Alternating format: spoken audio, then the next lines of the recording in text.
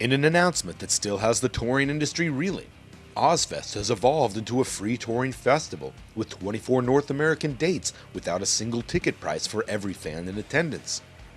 When Sharon and Ozzy Osbourne first broke the news, many wondered if this first-of-a-kind touring idea would succeed.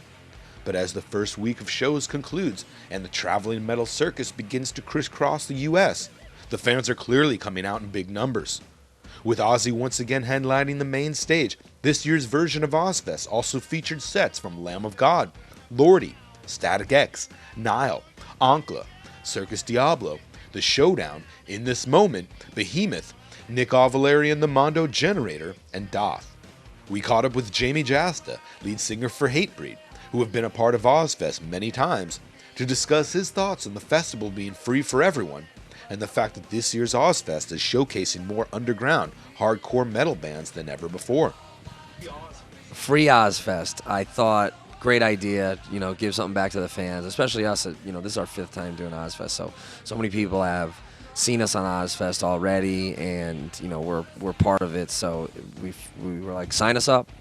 We also caught up with Static X just before the band's slot on the main stage to talk about the band getting sponsorship in order to offset the high cost and zero profit of touring without getting paid. We thought, that sounds interesting. I wonder how that's going to work. Like the whole world thought, like, how's that going to work, But it seemed like it's working out great. So for us, it was a matter of figuring out how we can do it without getting paid every night to pay for this wonderful bus.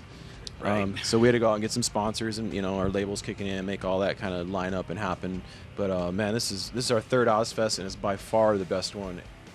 We also caught up with Billy Morrison, formerly of The Cult, who is touring this summer on Ozzfest with his new band, Circus Diablo, to talk about getting the call from Ozzy and not being able to turn the offer down to tour this summer. So, when Ozzy Osbourne calls your cell phone and says, would you do the Free Fest, you don't really say, well, let me look at my schedule, I see if I can fit you in. What you say is, yes, sir, where do I sign up? What day do we start? So, I spoke with Sharon at length about the idea of the Free Festival, and I think what they're doing is amazing.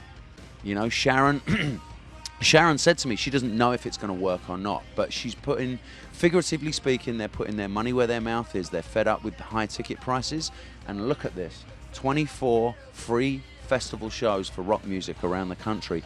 She made that happen.